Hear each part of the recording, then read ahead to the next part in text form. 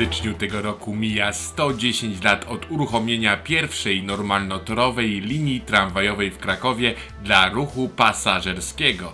Uruchomienie wiązało się również z innym ważnym otwarciem tzw. trzeciego mostu, czyli mostu Krakusa. Jechaliśmy już kiedyś wspólnie najstarszym krakowskim tramwajem, a dzisiaj pora przejście wzdłuż tej historycznej trasy tramwajowej. Zapraszam na dzisiejszy odcinek.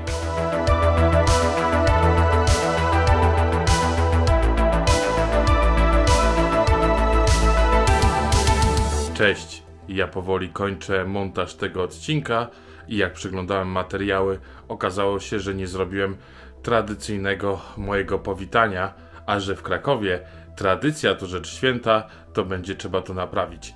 Ale zanim to zrobię, to chciałbym Was bardzo gorąco zachęcić. Tutaj w narożniku pojawi Wam się playlista, do której bardzo gorąco zachęcam, żeby zajrzeć. Zostawię ją również pod koniec odcinka. Tam jest seria, która troszkę mniej się klikała na moim kanale, o tramwajach wąskotorowych. Nie jest to skończona seria, jest tam już parę odcinków i na nią właśnie bardzo gorąco Was zachęcam, żebyście zajrzeli. Ale nie przedłużajmy dalej. Ja mam na imię Janek, to jest kanał Janek Gada Ciekawostki, Historie, Podróże, a dzisiaj ruszymy śladem pierwszej normalnotorowej linii tramwajowej w Krakowie. Pięknie, ładnie to powiedziałem. Zaczynamy. Czas start!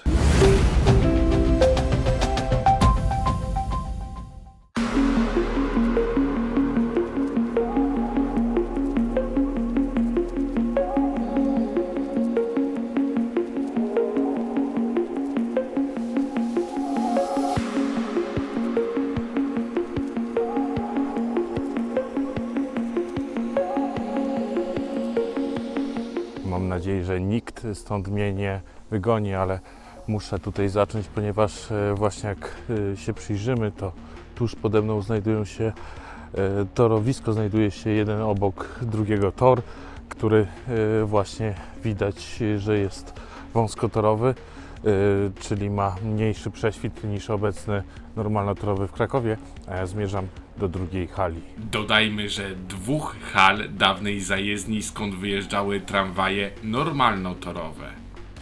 I chciałbym Wam bardzo gorąco polecić to miejsce, ponieważ tutaj dla wszystkich fanów komunikacji jest można rzecz z Eldorado. Tutaj możecie zobaczyć różne stare tramwaje, bardzo fajne miejsce i to się wiąże niesamowicie z historią, którą Wam dzisiaj opowiadam. Zresztą zaraz wszystko się okaże. I przede mną znajduje się już hala dawnej zajezdni tramwajowej. Obecnie w tym miejscu są różne wydarzenia, eventy. Dokładnie chodzi mi o to miejsce, które właśnie Wam teraz pokazuję. Tymczasem, jeżeli się obrócimy, niech tutaj tylko ludzie przejdą sobie na spokojnie, to zobaczymy halę również, z której jest poprowadzony tor, którego jeszcze w latach 90., na początku chyba 2000 nie było, z którego mogą tramwaje wyjeżdżać, ale zazwyczaj jeżeli jadą na linię muzealną, o której Wam zaraz wspomnę, nie robią tak.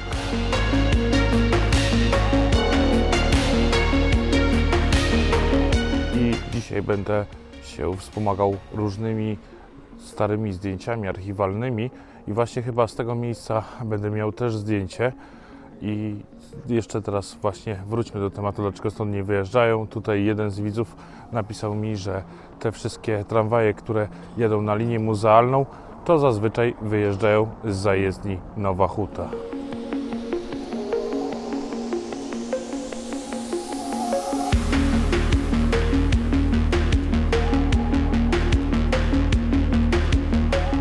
To muzeum, które Wam teraz pokazuję, to Muzeum Inżynierii i Techniki.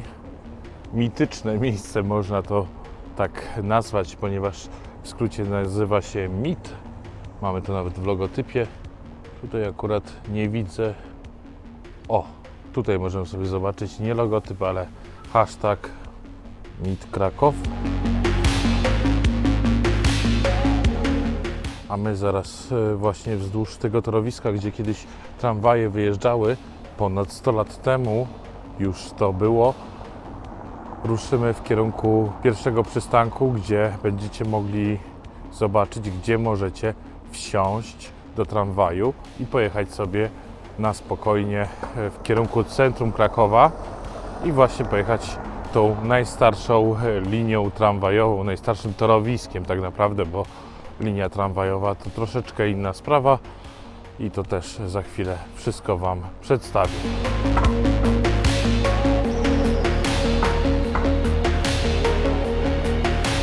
Ja idę wzdłuż torowiska i to torowisko zostało tutaj odbudowane w miejscu, gdzie macie z tyłu za mną food trucki. To już chyba w jednym z odcinków Wam mówiłem, że to jest zupełnie nowe miejsce. W tym miejscu kiedyś znajdowały się hale, w których znajdowały się autobusy. Jeszcze pamiętam, za dzieciaka można było przez zabrudzone szyby wejść tam i zobaczyć właśnie, jak stoją takie różne pojazdy. To miejsce zniknęło, ta hala się dość mocno sypała i w tym miejscu powstało obecnie takie miejsce z jedzeniem. Możecie się tu wybrać, całkiem niezła była kiedyś maczanka po krakowsku w takiej bóle. Nie wiem, czy się nie zepsuła, możecie to sprawdzić. Oczywiście frytki belgijskie, jakieś inne smaki, jak najbardziej polecam.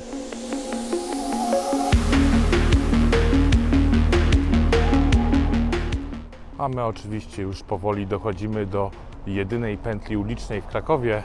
Na krakowskim Kazimierzu się znajduje właśnie ona. Jest o tym odcinek. Bardzo gorąco zachęcam, byście zobaczyli. Oczywiście, jak to zawsze, ja troszkę późno wyszedłem z domu i muszę się gonić z ilością światła, bo słońce schodzi w dół. Wiadomo, w zimie krótsze dni, także walczmy. I jak widzicie, właśnie już jesteśmy powoli przy miejscu, skąd startują na przykład tramwaje linii muzealnej. To miejsce również jest wykorzystywane jako pętla awaryjna, czy też na czas remontów. Mamy tutaj 2 tory i z tego miejsca obecnie jest zima, to nie startują. Linia muzealna startuje mniej więcej w okolicach wiosny, lata. Możecie się przejechać. Dzisiaj ten punkt nie jest wykorzystywany. Również to miejsce jest do wykorzystania przez prywatnych przewoźników, co może zaraz Wam pokażę. A my idziemy do właściwego przystanku. Trzeba tutaj dodać, że ponad 100 lat temu pewnie pasażerowie również nie wsiadali w tym miejscu, tylko właśnie kawałek obok, ponieważ tutaj to był tylko wyjazd z zajezdni, a my już jesteśmy przy Starowiśnej.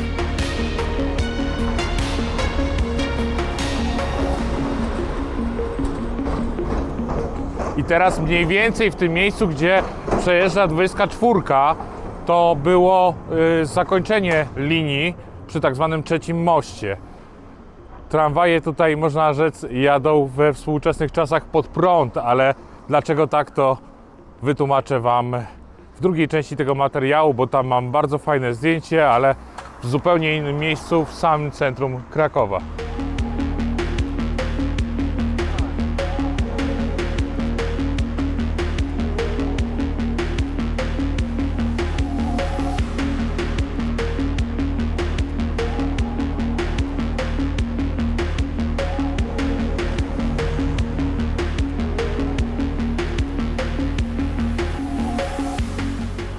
Ale jeżeli znajdujemy się przy ulicy Starowiśnej, na styku z ulicą Świętego Wawrzyńca, to też mam bardzo fajne archiwalne zdjęcie, jeżeli chodzi o autobusy, bo mniej więcej w tym miejscu, gdzie znajduje się obecnie budynek, gdzie do tej pory znajdował się bank, tutaj będzie chyba coś innego, to właśnie stawały autobusy. Można to rozpoznać właśnie przez to, co widzimy w tle, tą miejscówkę, a jeszcze więcej, ponieważ zrobiłem Wam kiedyś odcinek na temat linii Kocmyrzówki i jednej z bocznic, która była dokładnie w tym miejscu. Pewnie Wam teraz wskażę to strzałką, którędy przechodziła, i też bardzo gorąco zachęcam, bo to świetnie uzupełnia ten temat, który chcę Wam dzisiaj pokazać, jak ta okolica się zmieniła.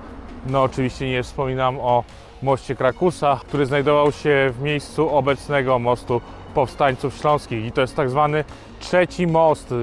zwracam na to uwagę, ponieważ to może się gdzieś pojawiać na różnych fotografiach, które Wam pokażę. I tuż przede mną znajduje się przystanek tuż przy ulicy Świętego Wawrzyńca, gdzie jeżeli wsiądziecie, to właśnie ruszycie trasą najstarszej linii tramwajowej normalnotorowej. Oczywiście był na moim kanale już jeden odcinek, gdzie jest najstarsza linia tramwajowa w Krakowie, ale ona została przekuta na normalny tor. Kiedyś jechała tam właśnie linia wąskotorowa, tramwaju wąskotorowego, a tutaj od zawsze były tramwaje normalnotorowe.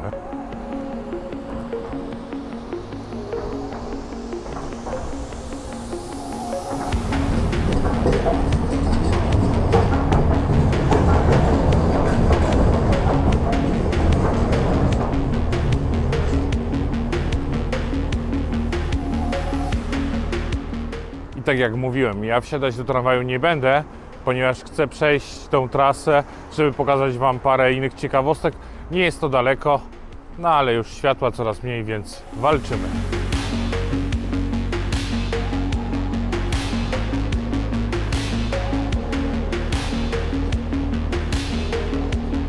Oczywiście pośród charakterystycznych starych kamienic, które znajdują się przy Starowiśnej, możemy znaleźć budynki, które absolutnie charakterem nie pasują do tego, z czym się nam kojarzy właśnie taka stara dzielnica Krakowa.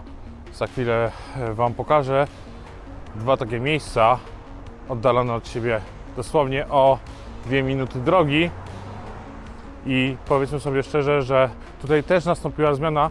Przy następnym przystanku, tutaj przy poczcie na Starowiśnej, też jest stara fotografia, którą mam nadzieję odszukam i pokażę Wam, jak bardzo ta przestrzeń się zmieniła w tym miejscu, ale wszystko po kolei.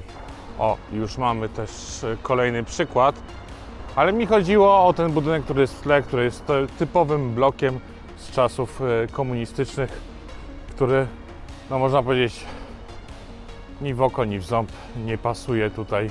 To właśnie ten budynek, gdzie znajduje się poczta na Starowiśnej. Ja już jestem tutaj przy kolejnym przystanku, przy ulicy Miodowej. To właśnie tutaj jest ten rozjazd do tej pętli tramwajowej. Możecie również zauważyć, że torowisko zmierza również w kierunku dawnej zajezdni. Tam jest taki rozjazd, że pozwala, żeby tramwaje właśnie tym jednym torem wjechały. I co ciekawe, to jest jedno z nielicznych miejsc w Krakowie, gdzie jest poprowadzony tylko jeden tor. Także warto tutaj się wybrać, zobaczyć to, bo to jest no taka perełka, taki unikat.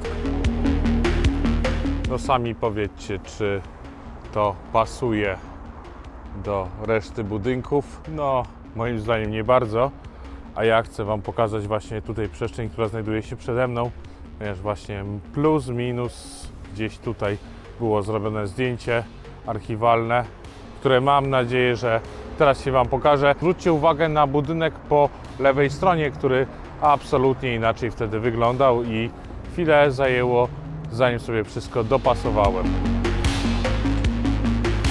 Teraz w Krakowie, tutaj w centrum zostały zrobione udogodnienia. Na przykład kiedyś w tym miejscu pasów nie było. Oczywiście pasów dla pieszych, ale właśnie to się dość mocno zmienia. Tutaj stawia się na ruch właśnie pieszy, ruch tramwajowy bardziej niż samochodowy. Wielu osobom tu nie pasuje, no ale cóż, zdania są podzielone jak zawsze.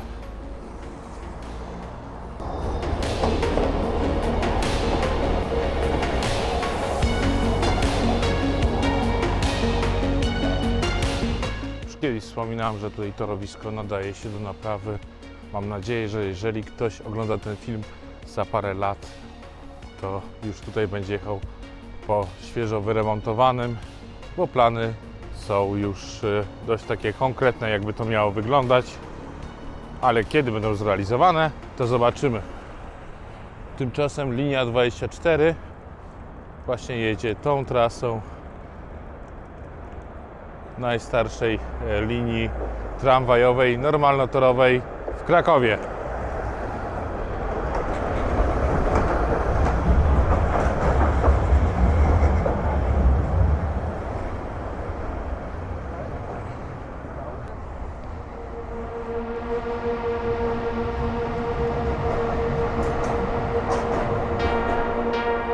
sądzicie, ale mi takie właśnie zdobienie na budynku, przypomnienie, kiedy powstał, bardzo się podobają.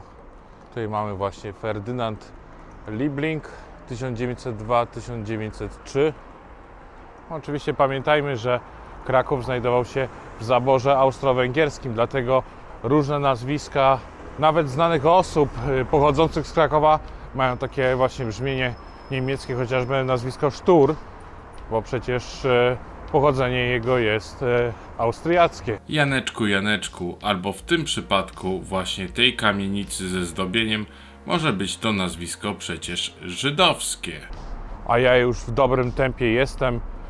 Właśnie zbliżam się do ulicy Dietla, gdzie Starowiśna przecina się z ulicą Dietla i tutaj są bardzo dwie fajne ciekawostki, ponieważ kiedyś w tym miejscu oczywiście przez ulicę Dietla płynęła rzeka i tutaj znajdował się most, ale również w kwestii tramwajowej to tutaj znajdowało się torowisko. Jeden tor wąskotorowy i właśnie już Wam go kiedyś pokazywałem, ale dzisiaj Wam coś więcej opowiem, ponieważ to jest bardzo ważny punkt, jeżeli chodzi o powstanie tego toru, który tutaj widzimy.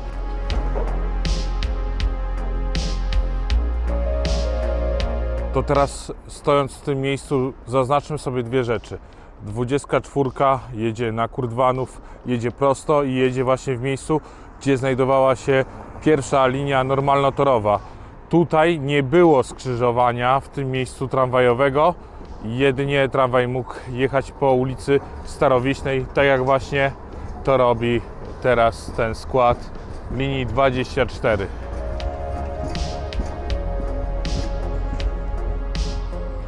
Na przykład nie było tego torowiska na ulicy Dietla. 52 teraz przejeżdża po nim.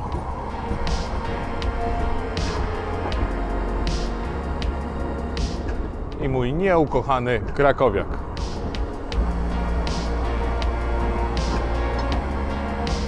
I teraz co ciekawe, mamy linię numer 17, która skręca w kierunku Grzegórzek, w kierunku hali targowej.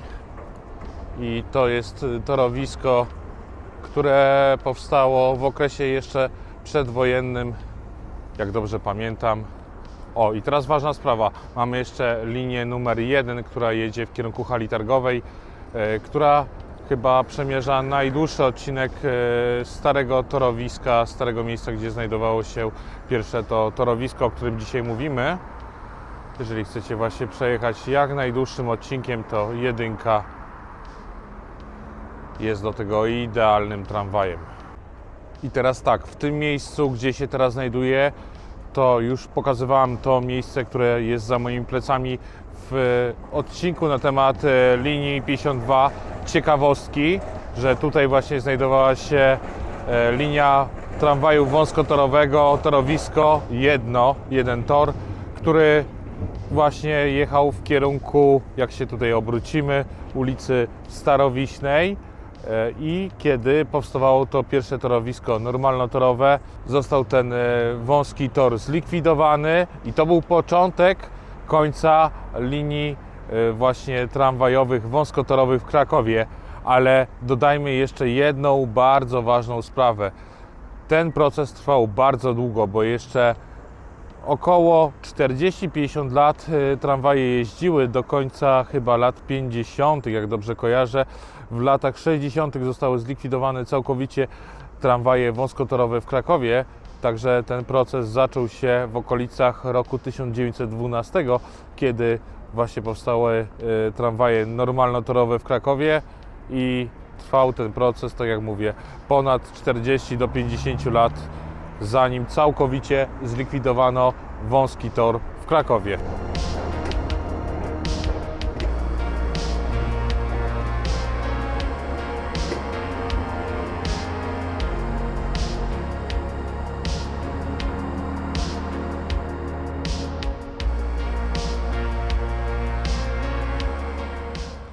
I dokładnie w tym miejscu ten tor szedł, jak widzicie po zdjęciu, przechodził tutaj i skręcał w ulicę Starowiśną.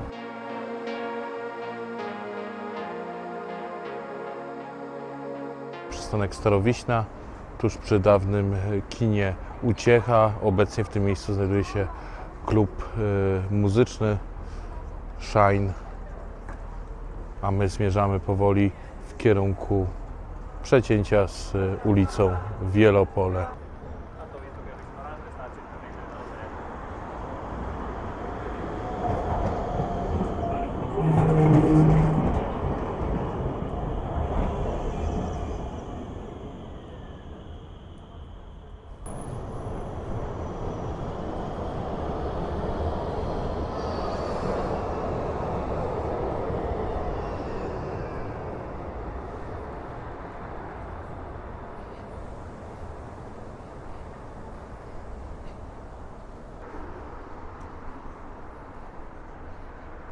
I teraz tak już chwilę idąc, myślę, że to jest odpowiedni czas, żeby przypomnieć Wam, że możecie śmiało uzupełniać ten temat, zostawiać komentarze, zostawiać oczywiście lajki, jeżeli Wam się ten film podoba, a także użyć opcji wesprzyj, jeżeli chcecie wesprzeć mój kanał.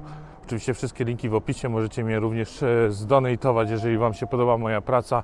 Możecie również wejść na Patronite, tam też jest opcja wsparcia mnie.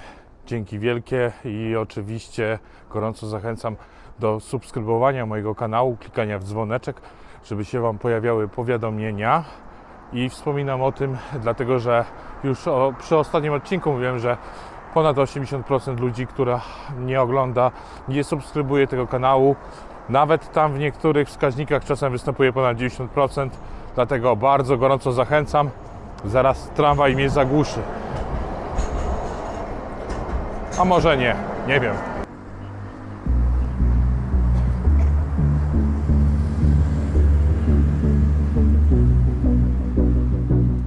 Teraz już powoli podchodzimy pod bardzo ważne skrzyżowanie, z którego to mamy mnóstwo fotografii.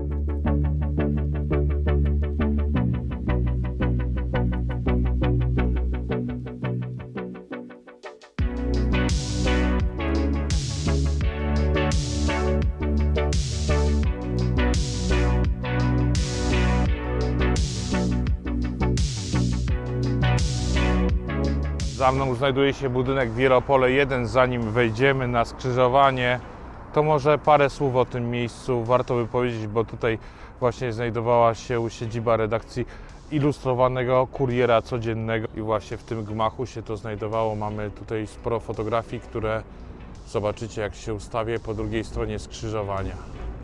Na początek archiwalne spojrzenie z okien redakcji na skrzyżowanie przy Poczcie Głównej.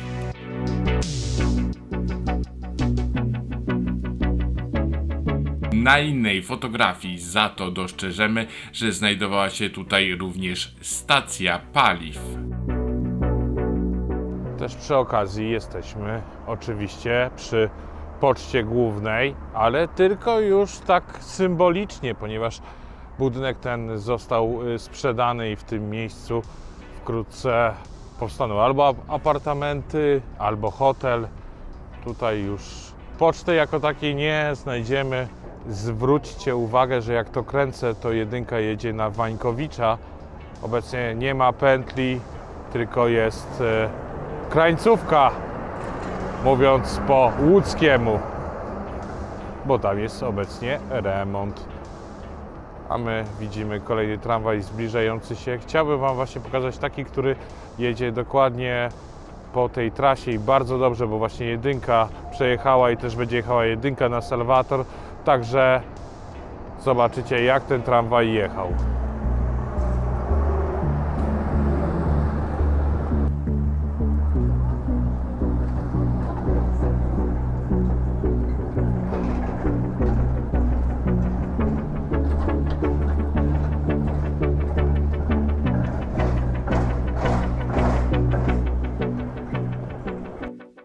Dodajmy, że ogromny sukces tej pierwszej linii normalnotorowej spowodował szybką kolejną inwestycję.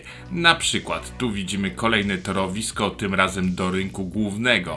Co więcej, zachowały się oryginalne materiały filmowe z czasu, kiedy to torowisko istniało.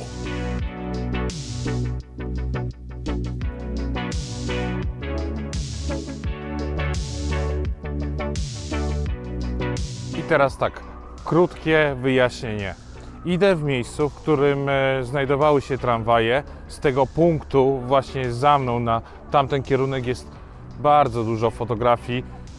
Wręcz chyba na pocztówkach to było też ujmowane, ale na pewno w internecie możecie znaleźć. Ja sobie trochę pościągałem ich.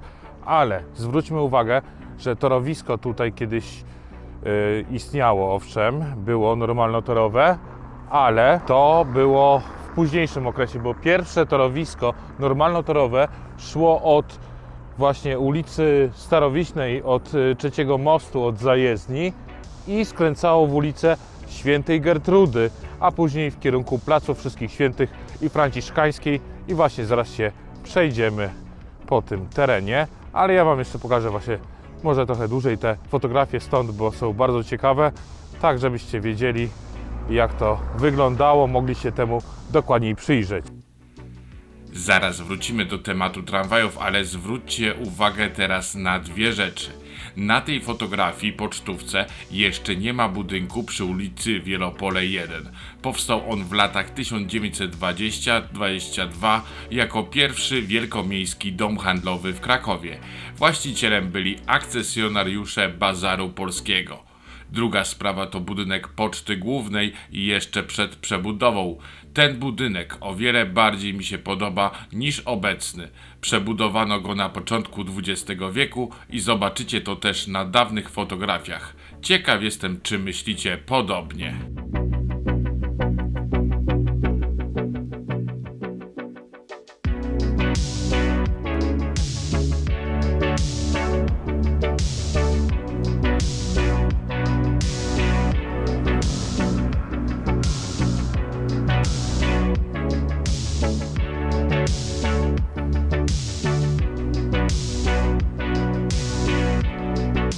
I teraz, tak jak idziemy, właśnie zmierzamy wzdłuż tego pierwszego torowiska. I tutaj tramwaje mają skrzyżowanie, są rozjazdy, ale kiedyś tramwaje mogły pojechać tylko w jednym kierunku, skręcając w prawo.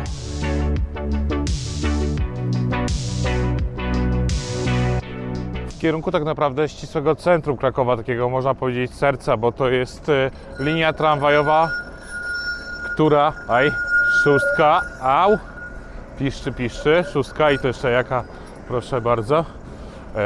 I właśnie tutaj to torowisko idzie przez dokładnie serce Krakowa, przecina Stare Miasto, można powiedzieć na pół, jeżeli weźmiemy pod uwagę Wawel oraz rynek główny. Jesteśmy już na ulicy Dominikańskiej i zaraz Wam pokażę naprawdę ciekawą rzecz, jak bardzo tramwaj tutaj blisko przejeżdża kościoła.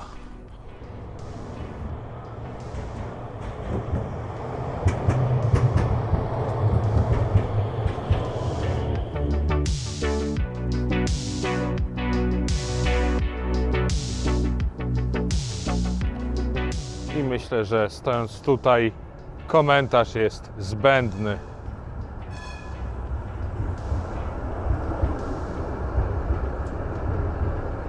Także tak.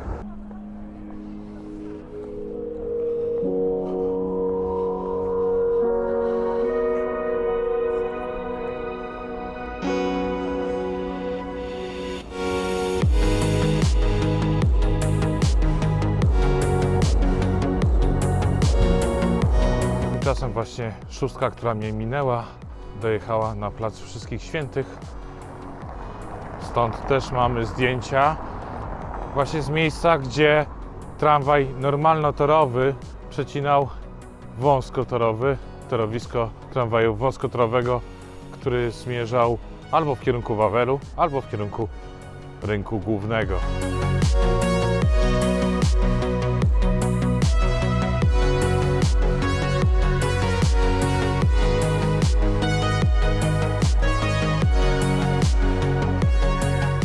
Tutaj motorniczy musi bardzo rozważnie przejeżdżać, bo jak widzicie, ruch jest pieszych ogromny i pewnie o wypadek by nie było bardzo trudno.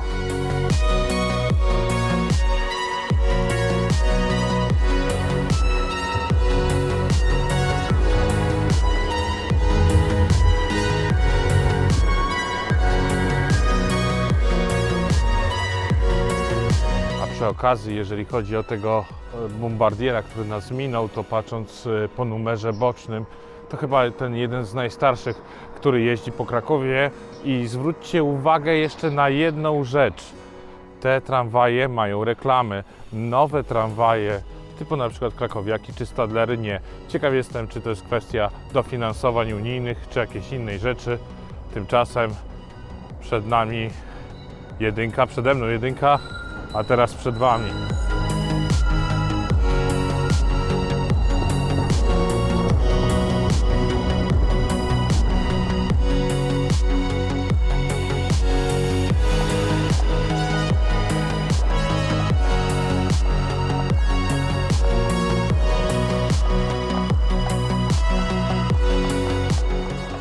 I teraz przyjrzyjmy się. Szóstka jedzie po torze po prawej stronie, ale fotografię, którą wam właśnie teraz prezentuję, to widzimy tramwaj, który jedzie po lewej stronie i ma napisane, jak się dobrze przyjrzymy, że jedzie w kierunku trzeciego mostu, czyli miejsca, gdzie plus minus zaczynaliśmy dzisiejszą historię. Dlaczego tak się dzieje? No tutaj dość prosta sprawa jest, ponieważ w pewnym momencie nastąpiła rewolucja w ruchu ulicznym, jeżeli chodzi o Austro-Węgry. O, i teraz mamy z powrotem, wracam do obrazka, właśnie jedynka jadąca na Salvator. Po tym torze, na którym, jak widzieliście przed chwilą na fotografii, tramwaj jechał w kierunku ulicy Starowiśnej, co się mogło wielu osobom nie zgadzać. Niech przejedzie na spokojnie.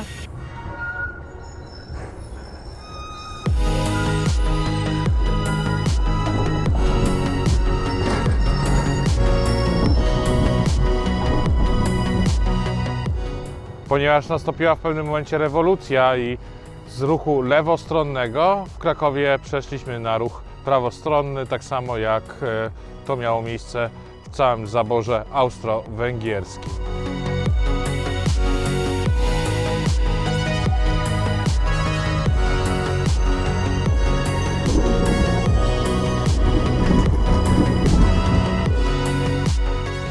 Teraz jesteśmy na skrzyżowaniu pod Filharmonią Krakowską, gdzie tramwaje dalej będą jechać w kierunku albo właśnie tutaj Uniwersytetu Jagiellońskiego, w kierunku Teatru Bagatela, a jeżeli chodzi o jedynkę, to na wprost w kierunku oczywiście Salvatora i tak też szła ta najstarsza linia tramwajowa, ale dokładniej tą historię będę musiał wam opowiedzieć przy kolejnym odcinku na temat właśnie tramwajów wąskotorowych w Krakowie, ponieważ to skrzyżowanie uległo dość znaczącej zmianie i to parukrotnie, co mamy też również na starych czarno-białych fotografiach, ale to wam opowiem właśnie przy okazji kolejnej części historii tramwajów wąskotorowych w Krakowie.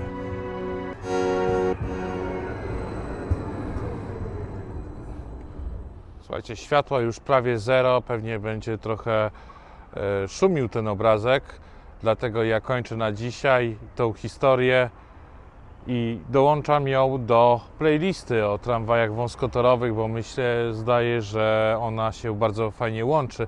Tymczasem jeszcze raz gorąco zachęcam do dania lajka, oczywiście kliknięcia w subskrypcję, w dzwoneczek i oczywiście też do zostawiania komentarzy. Tymczasem trzymajcie się, do następnego, cześć! Słuchajcie, chyba widza trafiłem, który prowadzi ten tramwaj, bo machnął do mnie. Także tak to bywa.